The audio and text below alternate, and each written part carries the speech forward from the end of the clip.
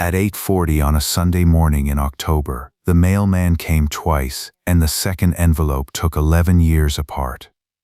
I didn't yell, I didn't call anybody. I didn't even stand up from the kitchen table. I read the page twice. I set my coffee down.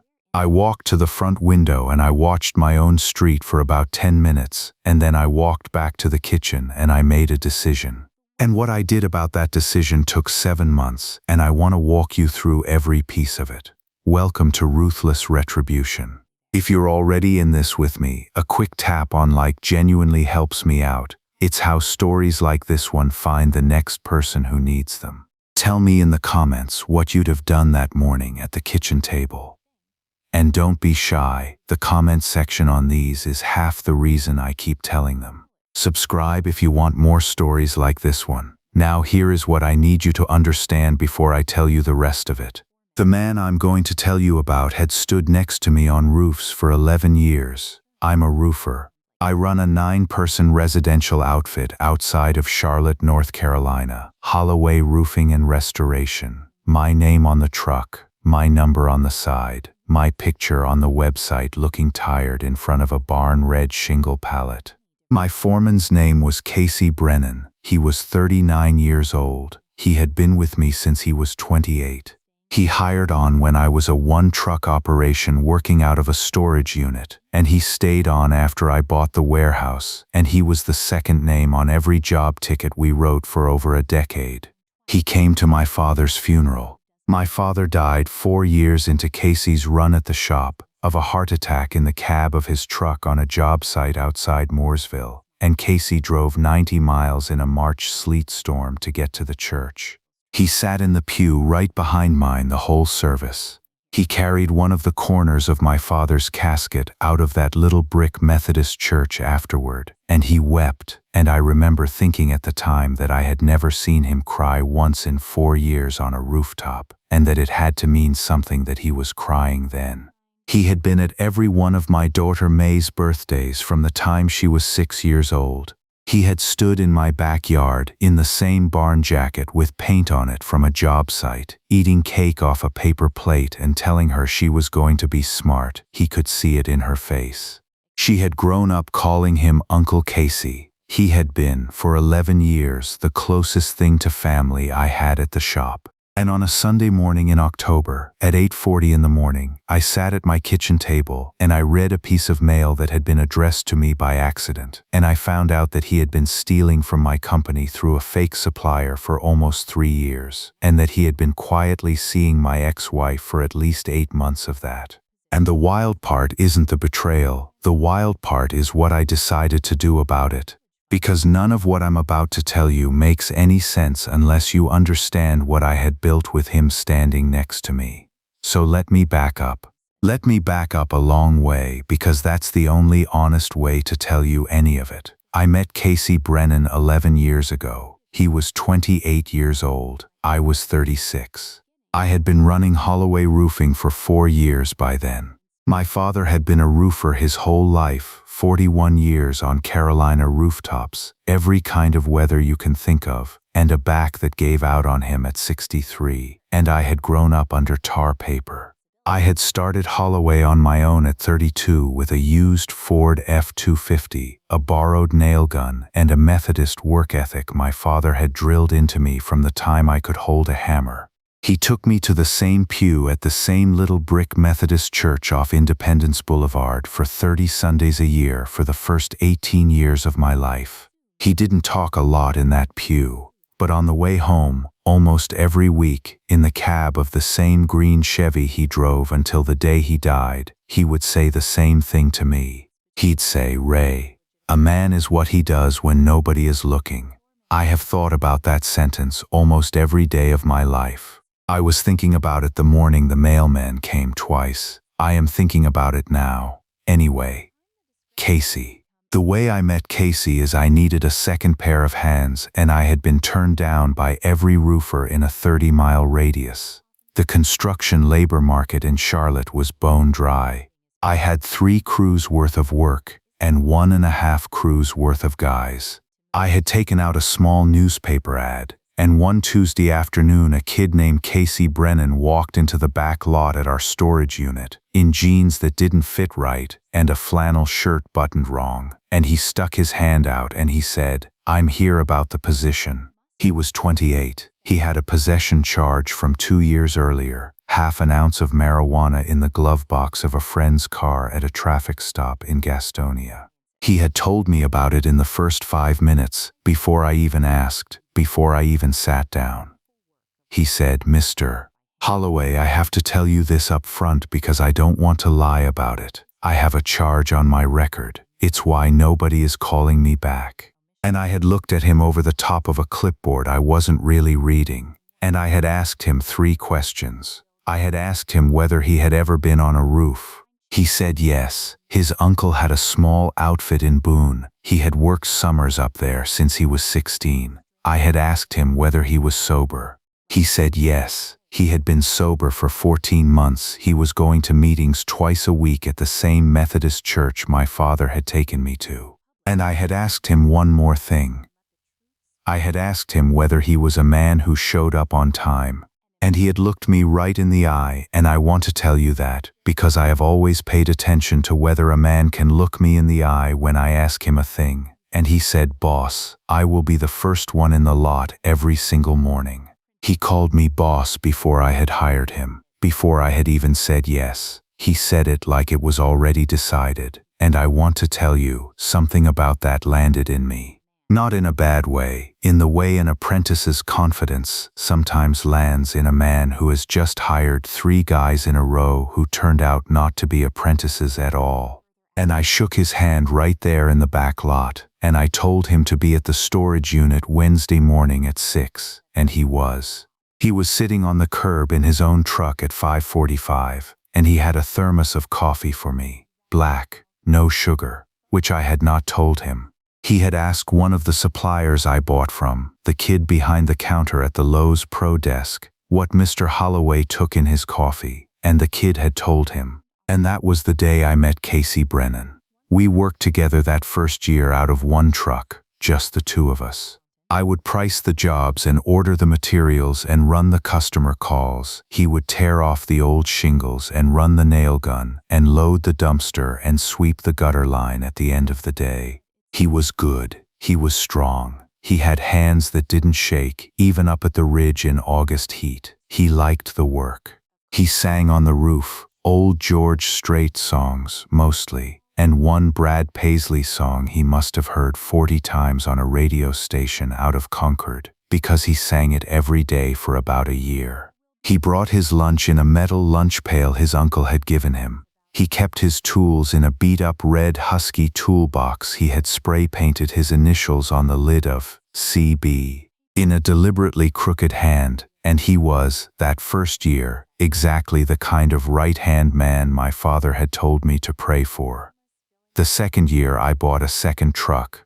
He drove it. I rode in the passenger seat about a third of the time and let him learn how to talk to customers, how to look a homeowner in the eye on his own front porch and tell him his ridge cap was about to fail and how much it was going to cost to fix it and how soon we could be out there to do it. He was good at that too. He had a way of talking to people that I have never had. He could make a 60-year-old woman laugh on her own front porch at 9 in the morning about the state of her own roof, and she would write me a check for $14,000 that afternoon, and I would drive home that night thinking I had a man on my team who could do something I could not do. I want to say that clearly because it matters later. For the first 11 years, I really did believe that. By the end of that second year, I had bought a small warehouse on a service road behind a row of strip mall storefronts, and I had hired 2 more guys, and I had Casey Brennan riding shotgun in the second truck and singing George Strait at 6 in the morning and bringing me a thermos of black coffee with no sugar every single workday. That was the picture. That was the wallpaper of my professional life. That was what I was looking at every morning for years, and not really seeing, because when something is wallpaper, you stop seeing it. And I want to tell you one more thing about that early stretch before I get to the part where it all came apart. I had a daughter at home. Her name is May. She was 5 years old that first year I hired Casey. She is 16 now. She wants to be a marine biologist when she grows up, which is not a thing a lot of kids from inland North Carolina decide they want to be, but my daughter has been that way since she was about 8 years old, since the week she touched a starfish in a tide pool at Holden Beach, and asked me the kind of questions that nobody had ever asked me before. I have kept a picture of her on the dashboard of my truck since 2017. She is 8 years old in the picture. She is holding a striped bass she caught off the dock at a lake my father used to take me to. She is laughing at the camera with her front teeth missing. That picture has been on the dashboard of 3 different trucks. It is on the dashboard of the truck I am driving today. I want you to keep it in your head because it matters more than anything else in this story. And here is what I had been doing with May's college fund. From the time she was 4 years old, 3 years before I met Casey Brennan, I had been putting money into a 529 plan in her name, North Carolina's plan, the NC 529. I was not putting in a lot, I want to be honest about that. I was putting in $200 a month for years when she was small. Then $300 when the company started doing better. Then $500. Then, the year she turned 14, I had a really good year. We did a hailstorm restoration run that brought in more cash in 4 months than we had brought in the previous 2 years combined, and I dropped $60,000 into the fund in one transfer, the largest single contribution I had ever made. By that October, by that Sunday morning at the kitchen table, that 529 fund held $196,000. With interest reinvested and a few more deposits since, my best guess as I sat there reading that piece of mail was that the total was right around $214,000. You will want to remember that number too, because the number that was missing from my company operating account, by my best guess at 8:40 on that Sunday morning in October, was right around $214,000. To the dollar. That's not a coincidence I want you to think about. That's not even foreshadowing. That's just an arithmetic fact I sat at the table with for a long time that morning, looking at the wood grain on the table, and not at the page, and not at the wall, and not at anything in particular. Because the universe has a way of being too tidy when it wants to teach you something. And right there at that table, with a piece of mail in front of me that was not even supposed to be in my hands, I made the decision that everything else in this story came from. The decision was not to confront him. The decision was not to call him. The decision was not to drive to his house. The decision was to smile at him on Monday morning at 6 o'clock when he handed me a thermos of black coffee with no sugar, and to ask him about his weekend, and to nod at whatever he said, and to walk past him to my office, and to close the door, and to start, very quietly, building the case that was going to make the floor fall out from underneath him from 4 different directions on the same week in May. And I want to tell you why. Because the answer to that, the why, is the only thing in this whole story that I am still trying to understand. Let me tell you what the letter said. It was an NC Department of Revenue form letter, not even an audit, not yet, just a courtesy notice, addressed to Holloway Roofing and Restoration. It had ended up at my home because the company P.O. box had bounced 2 weeks earlier, and the post office defaults to the registered home of record after a bounce. At any other point in 11 years that letter would have gone to the office. Casey would have opened it. Casey would have thrown it away. And I would never have known any of this until a federal agent knocked on my door 3 years from now. But the P.O. box had bounced, and the letter came home. And the letter said this. It said, "Per our records, your firm has reported the following supplier as a deductible business expense in 2 consecutive filing years. We are conducting a routine cross-check against the supplier's own state filings. Please confirm the supplier name is correct as listed below." And below the cover paragraph, in a small bordered box, in a sans serif font I have associated forever afterward with bad mornings, were 3 words, Carolina Edge Materials. I read it twice, then I read it a 3rd time. Then I went and got the yellow legal pad I keep in the kitchen junk drawer for grocery lists. And I wrote Carolina Edge Materials down at the top of the first page, underlined it twice, stared at it, tried for about 90 seconds to remember a single roof we had ever done where I had paid a supplier by that name. Couldn't. We have 3 suppliers I have used for 10 years and 1 we use for asphalt shingle bulk only and 1 for fascia and 1 for ridge cap, and that's it. We have never paid a company called Carolina Edge Materials in 11 years, not for $100 and not for $1,000. And that letter said we had been claiming Carolina Edge Materials as a deductible expense for 2 filing years running. I sat there for about 10 minutes. I did not move. I want to tell you what I felt. I did not feel angry, not in the way you would expect. What I felt was a kind of cold, rotating clarity, the way the world looks at 5 in the morning on the first really cold day of November, when the air has thinned out and the trees have given up half of what they were carrying and the backyard suddenly has corners in it you didn't know it had. It was a clarity that did not feel good, but it felt useful. So I got up, I made fresh coffee, I closed all the blinds in the kitchen. I do not know why I closed the blinds. Nobody was looking. There is no neighbor who lives close enough to my house to see in through the kitchen window, but I closed them anyway. And then I went into the back bedroom I use for an office, and I opened my laptop, and I logged into the company operating account, and I started reading. I went back 5 years. I want you to understand the rhythm of what I did, because it was not exciting and it was not dramatic and it was not the way a movie would do it. I sat at the kitchen table from about 9:30 on a Sunday morning until almost 4 o'clock on a Sunday afternoon, with 2 coffees and a glass of water and a single peanut butter sandwich on the counter that I never finished, and I went through 5 years of bank statements line by line. I had the yellow legal pad on my left. I wrote down every vendor name I did not recognize. I wrote down the dollar amount next to it. I wrote down the date. I did not let myself jump ahead. I did not let myself summarize. 1 line on the pad per line on the statement, 1 fact at a time. The way my father had taught me to look at a roof when I was 12 years old. You don't see the whole roof. You see 1 nail, and then the next nail, and then the next nail. And after about 3 hours of nails you start to see the roof. By 11:30 I had Carolina Edge Materials in 12 different months. By 12:30 I had a second name, Piedmont Truss Supply. By 1 o'clock I had Piedmont Truss Supply in 8 more months. By 2 o'clock I had run the totals. Carolina Edge Materials, $128,600 over 22 months. Piedmont Truss Supply, $85,400 over 14 months.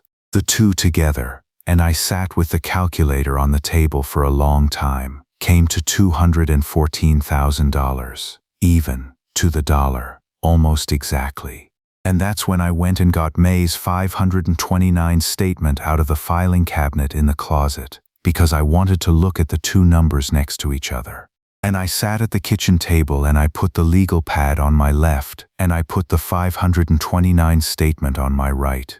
And the numbers were 214,000 on the left and 214,000 on the right. And I sat there for about 3 minutes. And I did not cry. And I did not yell. And I did not get up. And I did not call anybody. I just put both pages back where they had been. And I went out to the front porch. And I sat on the top step in the October light, and I watched a squirrel cross the road in front of my house, and after about 10 minutes the squirrel came back the other way. And then I went back inside, and I sat back down at the kitchen table, and I started looking for the second thing. Because by then I had a feeling there was a second thing. Let me back up again, because the second thing only makes sense if I tell you about Tanya. Tanya and I were married for 16 years. We have 1 daughter, May. We divorced 6 years ago. It was, and I want to say this carefully, it was a clean divorce. There was no other man. There was no other woman. There was no big blow-up. There was no affair. We did not yell at each other on the front lawn. We sat across the kitchen table, the same kitchen table I had just been sitting at, On a Tuesday night in March of the year May was 9, and Tanya said, "Ray, I want a different life." And I said, "I figured." And we cried for about an hour, and then we got up and we made dinner for May together. And then over the next 6 months we worked out a custody arrangement that gave her primary custody and me every other weekend and a Wednesday night dinner. And I never said one bad word about her. I have not said one bad word about her in 6 years. I am not going to start now in this story. She is the mother of my daughter. That fact does not get unmade. What I will tell you is that for about 4 years after the divorce, the three of us, me and Tanya and May, orbited each other in a careful way that worked. We did May's birthday at Tanya's house. I would drop a present off, eat a slice of cake on the back deck, hug my kid, drive home. On May's 12th birthday, Tanya invited me to stay for dinner. I did. It was fine. On May's 13th birthday, she invited me to stay again. I did. Casey came over with a bottle of wine. That was the first time that happened. I want you to remember that because it was the first time. Casey was my foreman of 8 years at that point. He was the godfather of my daughter. He had brought a bottle of wine that cost $42. I noticed the price because Casey did not normally buy $42 bottles of wine for anybody. He brought a 6-pack of Yuengling to my house. He brought a $42 bottle of Pinot Noir to my ex-wife's house. And I sat there in Tanya's kitchen and I noticed the price, and I noticed the bottle, and I noticed nothing else. Because, for the next 2 years, I went on noticing nothing else. He showed up at Tanya's house more often after that. The way May told me about it, on Wednesday night dinners, was casual. Casey came over and fixed the disposal. Casey dropped off some leftover paint from a job. Casey brought a leaf blower over because Mom's was broken. I let those sentences sit in the air. I did not let myself ask follow-up questions because the part of me that was raised in a Methodist pew on Independence Boulevard had been telling me for 2 years that I had no right to ask. We were divorced. She had her own life. He was my foreman. They were both adults. None of my business. And the part of me that was raised in a Methodist pew on Independence Boulevard was, I will tell you, exactly wrong on every single one of those points. So that's the wallpaper. That's what I was looking at. Every Wednesday night dinner with my daughter. Every other weekend. And not really seeing. And then on that Sunday morning in October, after I had run the totals on the bank statements and I had sat with the numbers 214,000 on the left and 214,000 on the right, I went looking for the second thing. I looked in the company-wide WhatsApp group chat. We have an 11-person group chat that all of my guys are in, including Casey, where the crews share photos from job sites, the before, the after, the funny stuff that happens up at the Ridge Cap on a Tuesday afternoon. And I scrolled. I went back 3 months. I had no plan. I was just looking. I do not know what I was looking for. And then I found it. It was a photo Casey had posted on a Saturday in September, not a job site. Casey had captioned it, "Fishing weekend with the kid in Cherokee, no Wi-Fi up here, see y'all Monday." And it showed Casey and a stringer of largemouth bass on a wooden dock at sunset, holding the line up for the camera, grinning. He had geotagged it. The little blue location pin underneath the photo had a name on it. The name was not Cherokee. The name was a residential subdivision on the west side of Charlotte. The exact subdivision, the exact street, the exact block that Tanya had bought a house in 18 months after the divorce. And I tapped the location pin, and it dropped a pin on a satellite map. And the pin was sitting on Tanya's back deck. I sat on the kitchen floor for a long time after that. I do not remember how long. I remember at one point I had my phone face down on the linoleum next to me and I was looking at the underside of the kitchen table, that particular angle of a kitchen table you only see if you are sitting on the floor in your own kitchen as an adult. And I was thinking about a thing my father said one time when I was about 13 years old and I had come home crying about a kid at school who had told a lie about me. And my father had pulled me up onto his lap, which is something a 13-year-old does not usually allow, but I allowed it that day, and he had said, "Ray, people will show you who they are, you just have to be patient enough to look." I sat with that sentence on my kitchen floor for a long time on that Sunday afternoon in October.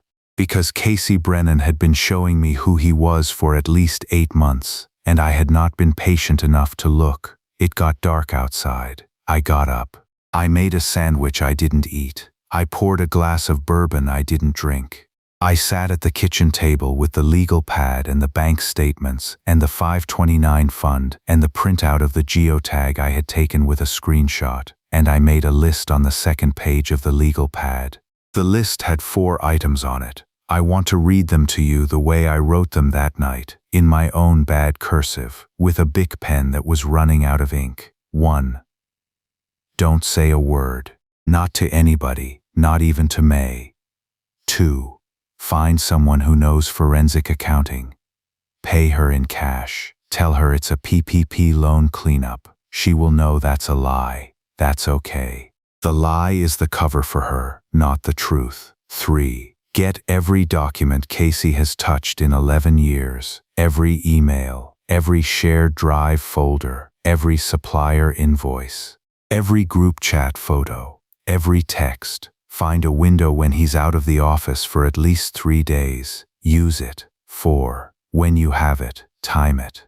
All 4 pieces fall on him on the same week, different directions. He cannot defend against 4 directions at once. No one can. And right there at the kitchen table that Sunday night, with a yellow legal pad in front of me and a glass of cold coffee gone bitter at my elbow, I made the decision that everything else came from. The decision was to be patient. The decision was to be patient in a way Casey Brennan, who had stood next to me on 140 different roofs in 11 years, had never in his life seen me be. Monday morning came, 6 o'clock, the lot. Casey was already there when I pulled in. He always was.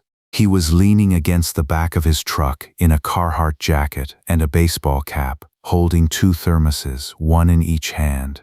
He raised the one in his left hand at me when I parked. He said, "Boss, you're slow this morning." And I got out of my truck and I walked over to him and I took the thermos from him and I unscrewed the top and I took a sip.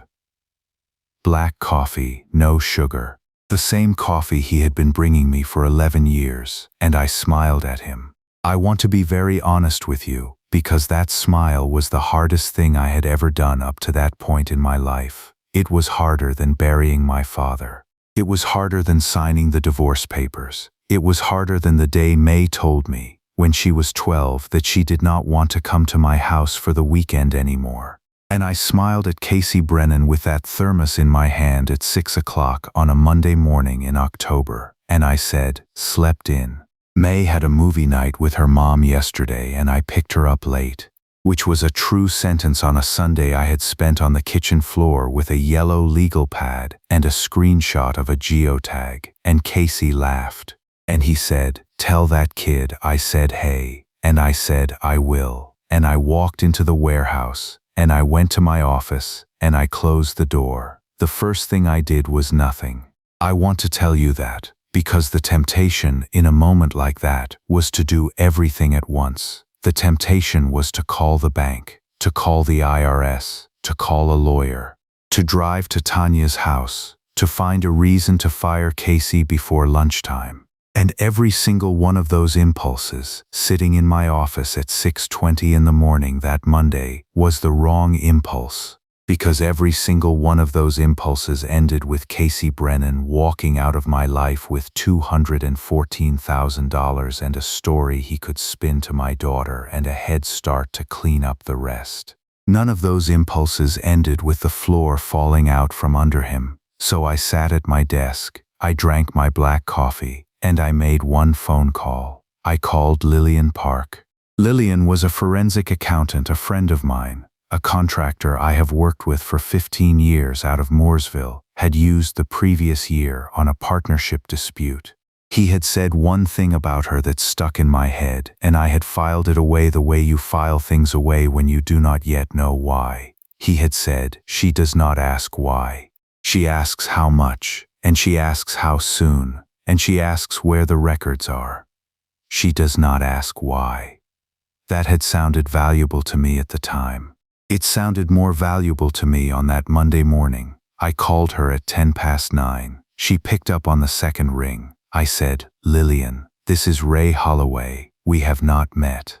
Henry Calloway gave me your number a while back. I run a residential roofing operation in Charlotte. I would like to talk to you about a PPP loan documentation cleanup. The originating bank has been asking me some follow-up questions about our 2021 filings, and I want to be sure my books are airtight before I respond." There was a pause on the other end of the line that was about half a beat too long, and then Lillian said very calmly, "Mr. Holloway, Henry told me you might call someday. Are we doing a fraud audit?" And I sat there in my office chair, with my back straight, and I looked at the wall, and I said, "Lillian, I am asking you to do a PPP loan documentation cleanup." And she said, "Mr. Holloway, I heard you. I am asking you the same question. Are we doing a fraud audit?" And I let about 10 seconds go by, and then I said, "Lillian, I would prefer that anybody who asks you what you are doing for me hears the words PPP loan documentation cleanup. I would prefer it very much." And she said, "I understand." And she said, "I will not ask you why."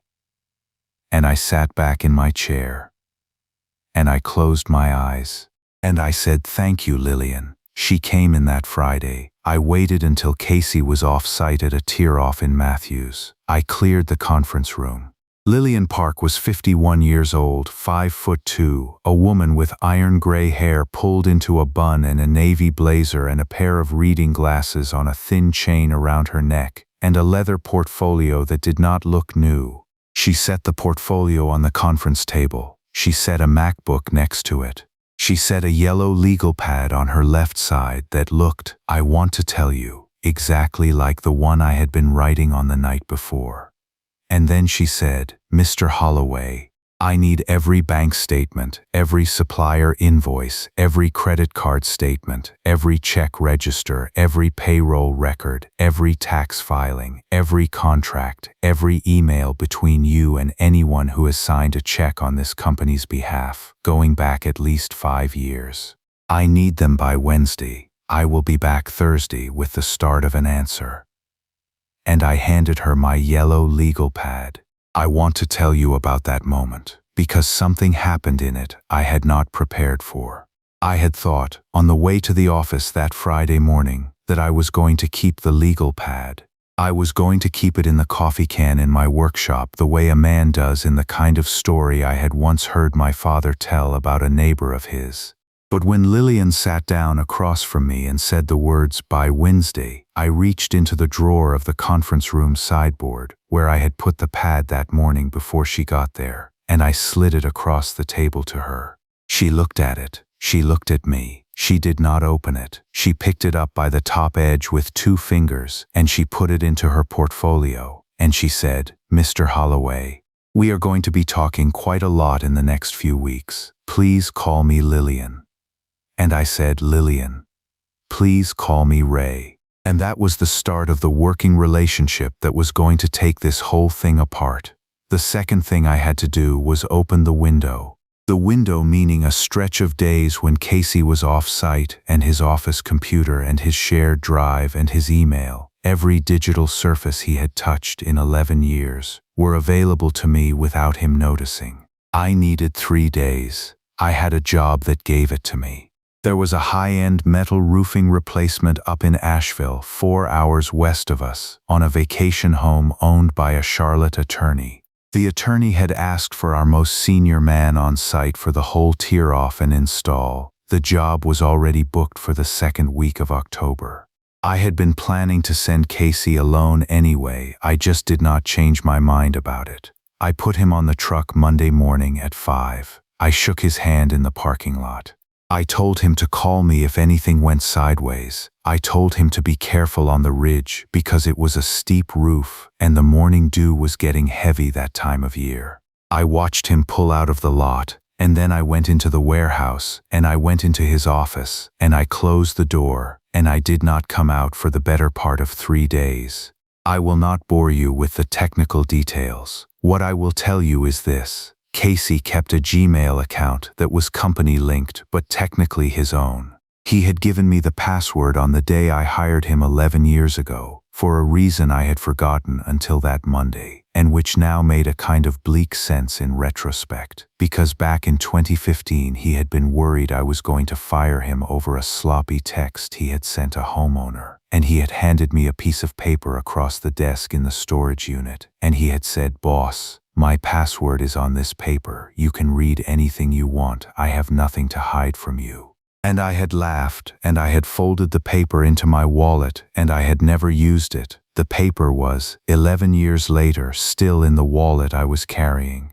The password was the same. He had never changed it. I copied everything, every email, every attachment, every shared drive folder, every receipt scan, every photo, every text thread he had backed up to the company drive. I put it on a Western Digital external I had bought with cash at a Best Buy 2 towns over. I put the drive in a locked drawer in my own workshop at home. I did not open the drive again until Lillian Park asked for a copy 3 weeks later, and then I gave her a copy. And I kept the original. I want to tell you about the Wednesday of that week, because the Wednesday of that week is the one that is hardest to tell you about. Casey was still in Asheville. He had texted me a photo Tuesday night of the ridge cap going on, an honest day's work, a good clean line of standing seam metal that I would have signed off on under any other circumstance. I texted him back a thumbs up emoji. I drove home from the shop that Wednesday around 5:30. I made dinner. I had dinner. I cleaned up the kitchen. I sat in the living room. I watched a basketball game I did not care about. At 10:45 at night, I got back in my truck, and I drove 15 minutes across town, and I parked 2 houses down from Tanya's, and I turned the engine off, and I sat in the dark. I do not know why I needed to do this. I had the geotag, I had the photos, I had the bank statements, I had Lillian Park starting on the books. I had everything I needed, and I drove over there anyway. I drove over there because, and I want to be honest about this, because some part of me, even after the kitchen floor Sunday, even after the legal pad, even after the side-by-side numbers, still had a sliver of itself that wanted to be wrong. Still had a sliver of itself that wanted Casey to be the man who had brought me black coffee for 11 years, and not the man on the dock with the largemouth bass and the geotag. And I sat in my truck at the curb at 10:55 at night on a Wednesday in October. And at 11:02 his pickup pulled up to Tanya's driveway. And the front porch light came on. And Tanya opened the door, in a sweatshirt, with her hair pulled back. And Casey walked up the front steps, and she let him in. And the bedroom light upstairs went on 3 minutes later. And I sat there and I watched it. And I did not feel anything I could put a word to. And after about 20 minutes I started the truck, and I drove home, and I went to bed. The other thing I have to tell you about, and I am going to tell you about it now even though it happened 5 months later, in March of the following year, because it belongs in this part of the story, is May's 16th birthday. May was born in March. Tanya hosted the birthday at her house on a Saturday afternoon. There were 6 girls from May's high school there, 2 cousins, and 3 adults, me, Tanya, and Casey. I had been pretending for 5 months by then. Lillian had been working for 5 months by then. Casey had no idea anything was wrong. I had gotten very, very good at the smile. I had gotten so good at the smile by May's birthday in March that I could feel myself doing it the way you feel a pair of broken-in work boots. You stop noticing the leather, and you just walk. The smile was the leather, and I walked. Casey brought my daughter a gift. He came into the kitchen with it under his arm in a piece of wrapping paper Tanya had wrapped, and I knew Tanya had wrapped it because I knew her handwriting on the card, and I knew the specific brand of wrapping paper she had used since 2006. The gift was a saltwater field guide and a stainless steel snorkeling mask. $210 at any dive shop in Charlotte. May unwrapped it on the back deck. She hugged Casey. She said, "Casey, this is so thoughtful, thank you." And I stood at the back deck railing with a paper cup of soda water in my hand, and I watched my 16-year-old daughter hug a man I had been building a case against for 5 months, and I smiled. And I lifted the paper cup, and I said, "He's a good one, May." And May beamed at me, and Casey looked at me across the deck, and he winked. I drove home that night with the dashboard picture of 8-year-old May catching her striped bass illuminated in the green dashboard light. And I said out loud, to the cab of the truck, to nobody, the only sentence I have said out loud in this whole story up to this point. I said, "Hold." And I held. I held for 7 weeks more. Late April. A Tuesday morning. Lillian Park's office in a small 2-story brick professional building behind the old First Presbyterian on Trade Street. She had asked me to bring 2 things to that meeting: a check made out to her firm, and a calendar, blank for the month of May. I sat across from her at her desk. She had the yellow legal pad in front of her, the one I had handed her 6 months earlier, with my own bad cursive across the top, now full of her own handwriting in the margins in a much neater hand than mine. She had a stack of manila folders. She had a small printer to her left. She slid 4 manila folders across the desk to me, one at a time, and she set each one down with 2 fingers like she was placing a chess piece. The first folder was thick, 62 pages. She tapped it with her index finger. She said, "This is the Department of Revenue Audit Referral Packet. Carolina Edge Materials and Piedmont Trust Supply both ghost registered to the same UPS store mailbox in Greensboro. Filed taxes for 2 years, never paid any. Both list Casey M. Brennan as the registering agent. I have prepared this for direct hand delivery to the DOR Charlotte field office. Once they open it, the cross-reference to your own filings flags as a known fraud pattern in their software, and they call your foreman by end of business the same day." I nodded. I did not say anything. She slid the second folder across, thinner, 21 pages. She tapped it. She said, "This is the North Carolina Licensing Board for General Contractors complaint. Casey holds a residential roofing license under his own name as well as being foreman of yours. The Shell LLC fraud he committed, with his license number on the operating agreements, is grounds for immediate suspension pending review. The licensing board publishes complaints in a public docket within 24 hours of receipt. Anyone in your industry, in your city, who runs a routine license check on him on day 2 will see this." I nodded again. I had not yet spoken in that meeting. She slid the third folder across, thinner still, 11 pages. She tapped it, and she did not say anything for a moment. She just looked at me over the top of her reading glasses. And she said, "Ray, this is the personal one. This is the one I am not going to advise you on. I want that to be on the record." I opened the third folder. There were 3 documents inside. The first document was a print of Casey's September geotagged photo from the company group chat, the fishing trip caption, the stringer of largemouth bass, the satellite pin dropped exactly on Tanya's back deck.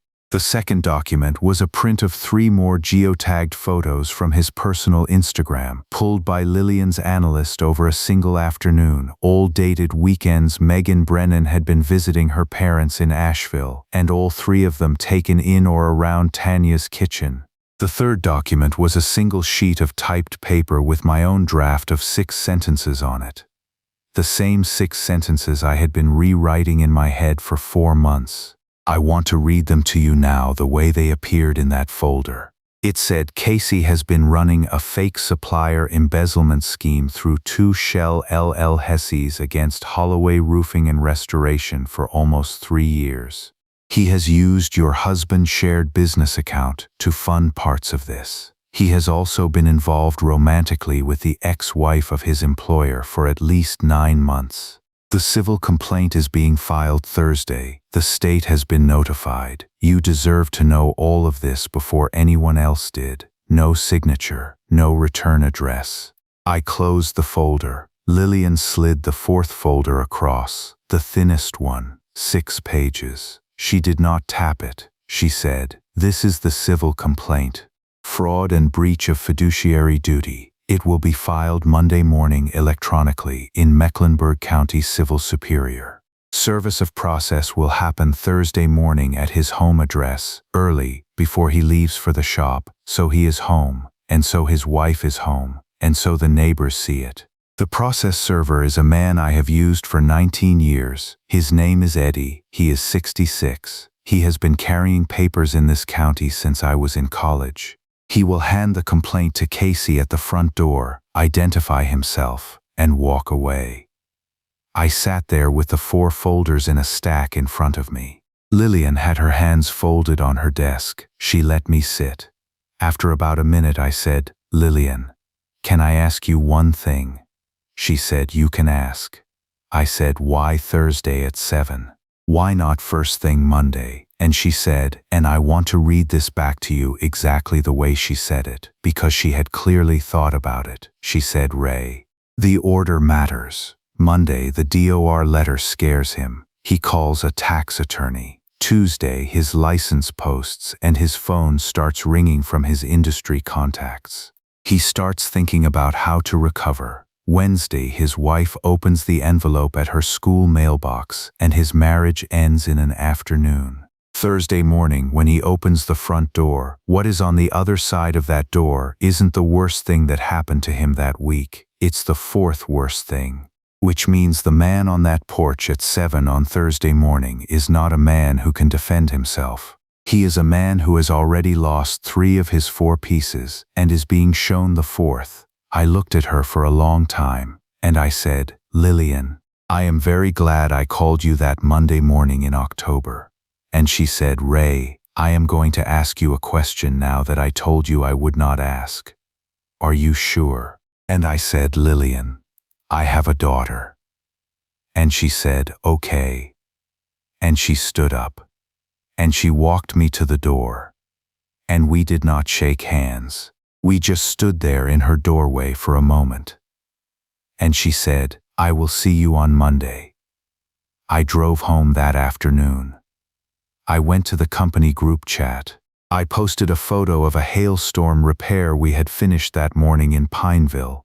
I asked Casey if he would handle a Saturday walkthrough for a new client up in Cornelius, a job I had no intention of him ever working but which gave him a Saturday morning sense of normalcy. He texted back a thumbs-up emoji within 2 minutes. The thumbs-up emoji felt, by then, exactly like the smile I had been wearing for 7 months. It was leather.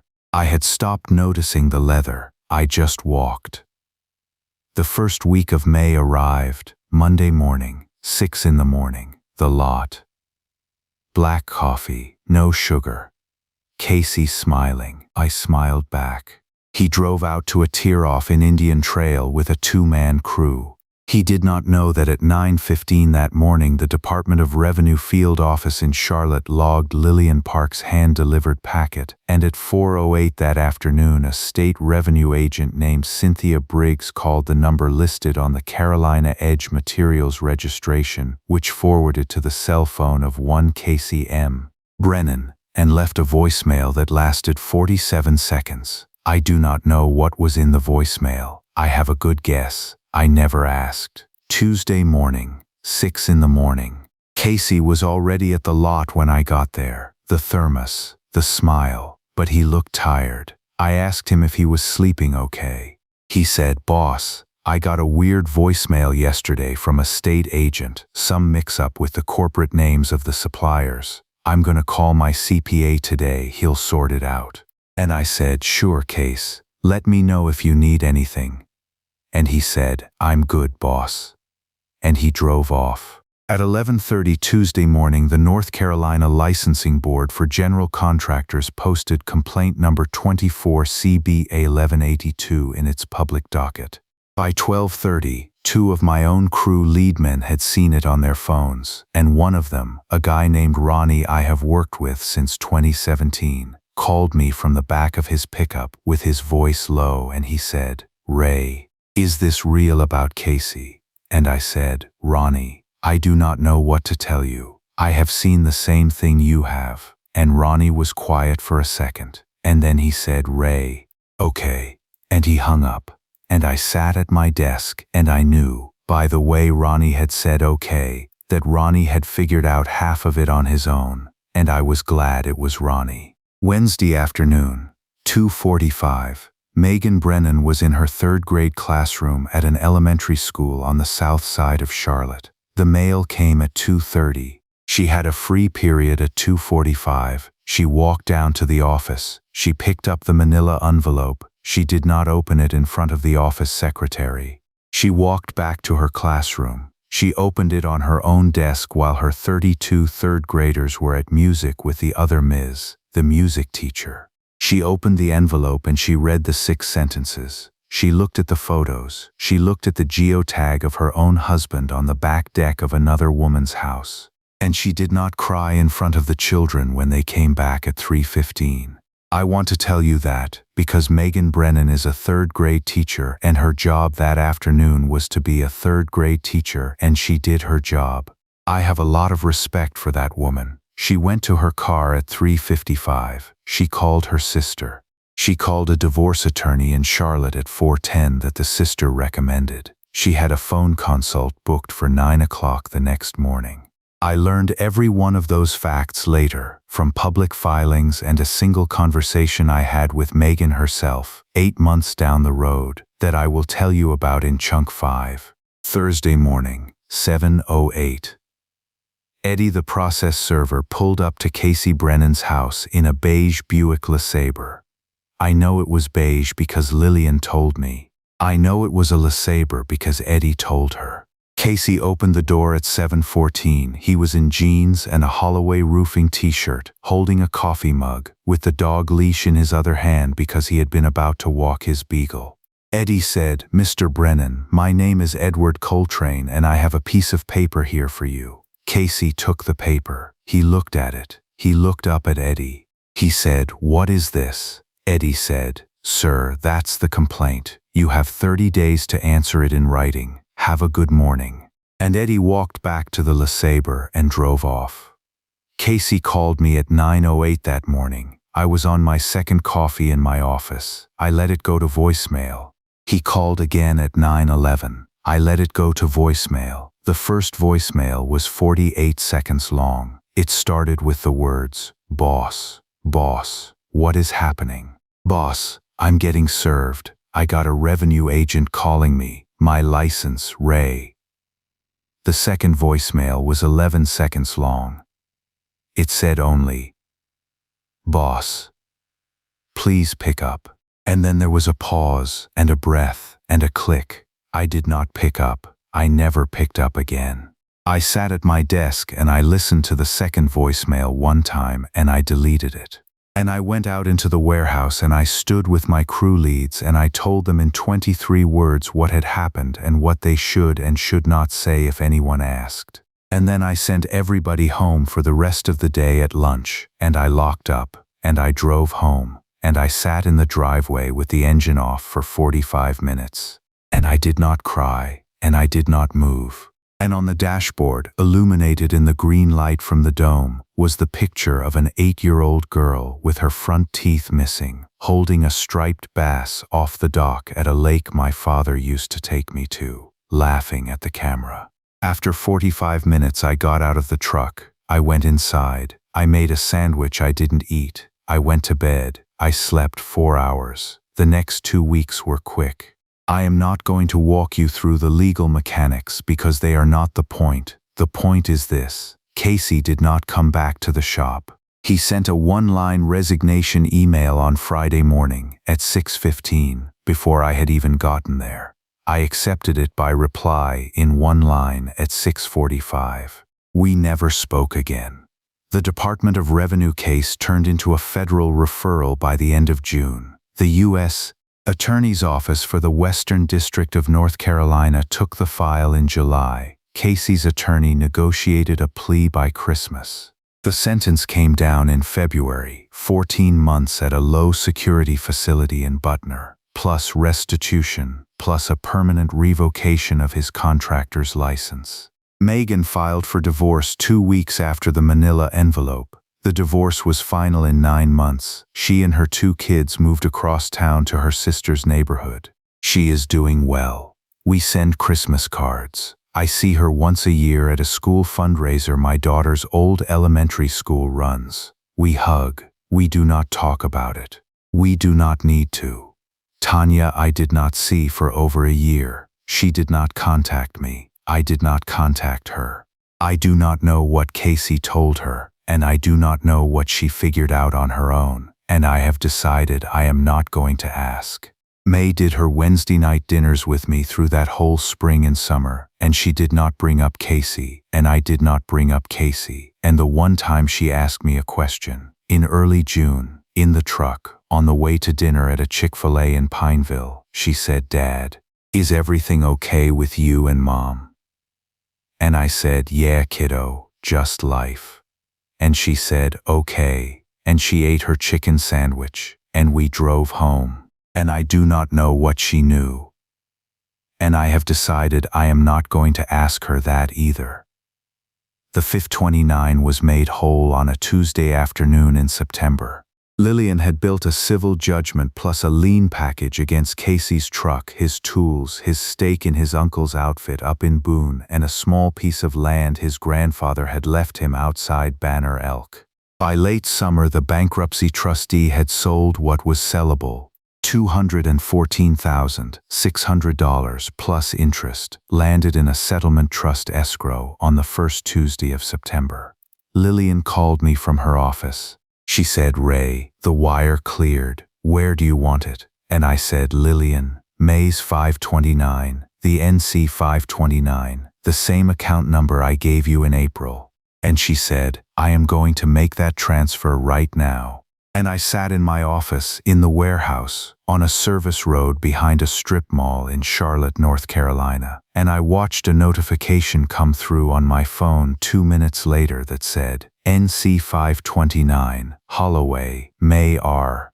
Deposit cleared, $214,612, MITU." And the new balance line below it said $429,508, 14. And I sat there with the phone face down on the desk for about 20 minutes.